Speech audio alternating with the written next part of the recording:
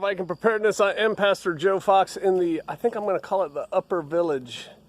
And there's some work being done on a new cabin that's going in. And I'm doing the easy part, which is talking to you all about it.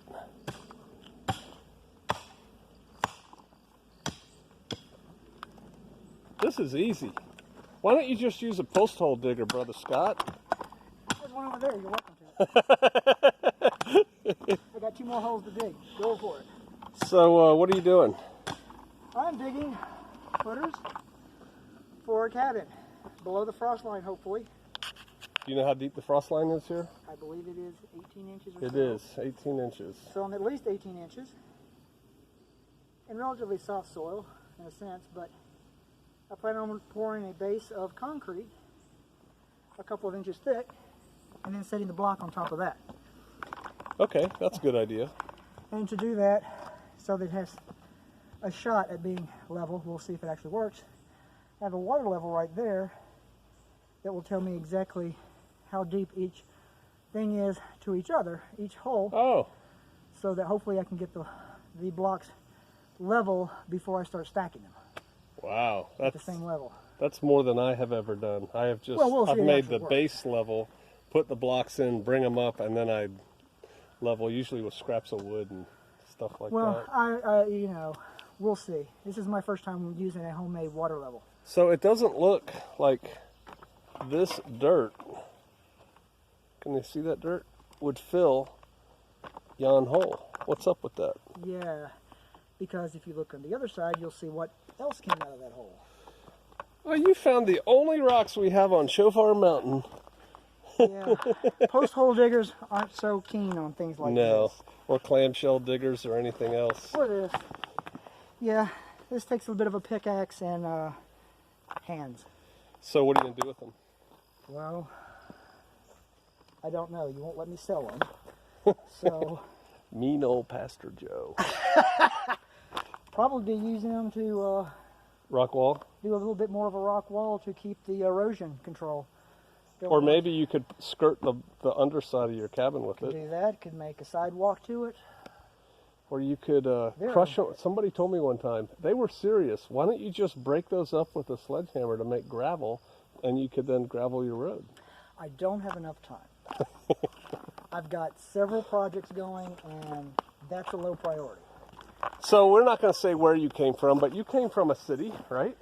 Yes. And now you're living out here in the boonies in the middle of the Ozarks, or we don't really talk about that a whole lot. But do you have anything about a citified, urbanized person moving to the country and an educated man digging with a shovel and a hammer and a pickaxe and all that? Well, as it turned out, I had a little experience of this before I got my undergraduate degree.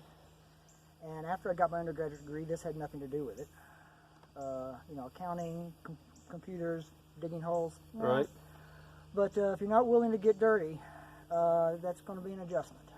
So. And it's hard, right? When I came up here, you were breathing, and you didn't fight me a whole lot about stopping working and talking to me. I'll take a little break. No, it was actually Brother Scott's idea to do this video. So. Well, okay. But no, it's a chore, and if you think you're going to do this on the 11th hour before a problem, you might want to rethink that. These holes are at least 2 hours worth of work for someone who is a bit overweight, in his 50s, and does not work out regularly. And yeah. 2 hours each or 2 hours total? Oh, total. I think you did pretty good then, actually. Total. And then you have 2 more. You're going to just do 4? Yeah, I only 4. I'll also need a couple more, but not quite as shallow for some additional support. But the basic, because I'm doing 2x8s, double plied, that should give you plenty of strength for just an 8x12. But I will have more under there just in case we start getting a little bit of sinking. What I did, and I'm not telling you to do it this way, and you probably know more about it than I do, but I had good foundation points like this.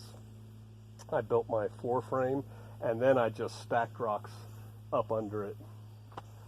Well, the frost heave will bring it up and warp your floor. Maybe, I don't know. It's a cabin. It's not a 20,000-pound structure or something. Yeah. This is not a code. This isn't a house that somebody's going to live in forever. But there is no code. Well, true. But yes, so it's a bit of work, and we have nice weather today. It's Yeah, it is actually nice. not that hot, but for me, anything over 70, any work is going to require a lot of sweat. 45 to 50, I'm good. Well, we'll come back when your cabin is up. People can see it then. It's the green hunk right there. So It's a transformer cabin. See, it's going to go from this to that. yeah. Yeah, we got a lot of cabins coming in. All right. Well, I just wanted to give you guys, actually it was his idea, but I wanted to show you what we're doing. And I say we like I'm doing anything except filming. What he's doing, digging these footers. Again, our frost line's 18 inches down. Not too bad. That's all the further you have to go. And yeah, whoop, doing the things on Shofar Mountain. All right, we'll see you out there.